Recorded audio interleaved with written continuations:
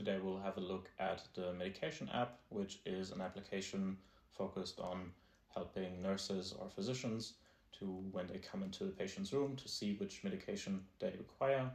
Then after they administered that medication, to register it and acknowledge it with a button click.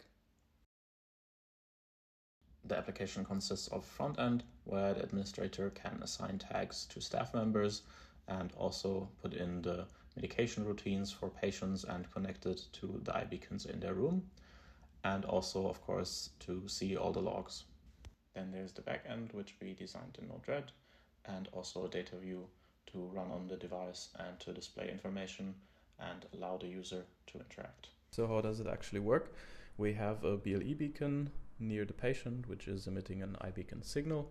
The device is scanning for that signal, taking in the MAC address and the RSSI value, and sending that over our MQTT server to the Node-RED. The Node-RED then matches the MAC address to the patient's data, getting that from a database and sending it back over MQTT to our device. And of course, to display that on our device, we need a data view, and we're going to just have a look at that now. So this is our homepage. We'll have some static text and two buttons to lead to the actual data view. And the data view is like some static text that names the role of the patient. Then we have a name for the patient, which is a variable. We have that named over here, and also, of course, for all the medications, we call them just Med1, Med2, Med3, and those are replaceable by MQTT. And of course, also a button for the doctor to then confirm the visit, which will just go back to the homepage and update the remote value for that button. For the Node-RED backend, we basically have 4 different flows. The first one is to allocate devices, so to get the right configuration and data views on there using the IIS, and also to assign a staff member.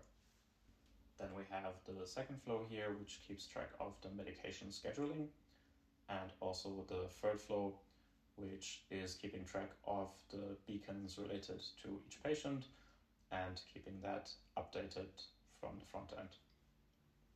So last but not least, we have the main logic communicating with the devices. So for the BLE beaconing, for the scans, to receive them and to get devices to actually scan for the beacons, and of course getting the medication data on the devices and receiving the acknowledgement of the user. All right, let's look at the front end. If we go down here, we can see the logs. So every event that happened, we can search and we can filter. And those events we can also see in the live feed on the left side, and we can select by actual confirmed and just scanned iBeacons. Let's talk about the beacons. So here we can edit our beacons. We can change the patient's name, we can assign a room number, we can select the RSSI value, and of course we can edit our medication which the patient requires. Okay, let's go to the allocation to assign a device to a staff member. So here we can see all the devices in our entity. We can see which ones are available and which ones are not. We can search for a specific device, select that one, and now we are assigning a staff member and doing the allocation. So once we press here, we can see the device is getting allocated.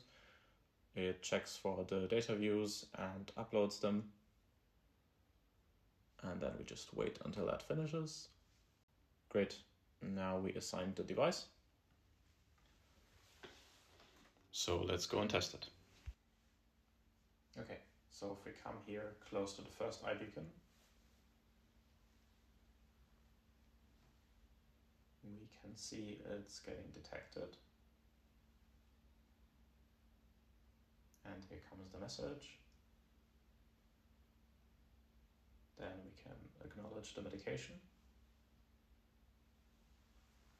And we can see on the dashboard, it appears. Then when we go to the other room with the other beacon, we can see it's taking a little bit more time because it only scans every 30 seconds.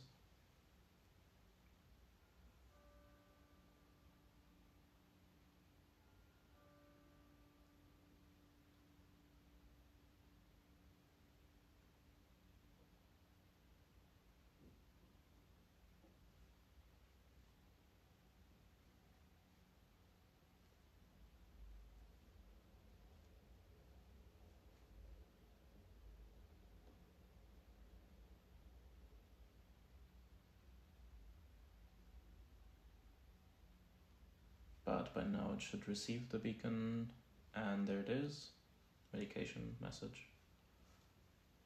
We acknowledge and see it in the dashboard. Great.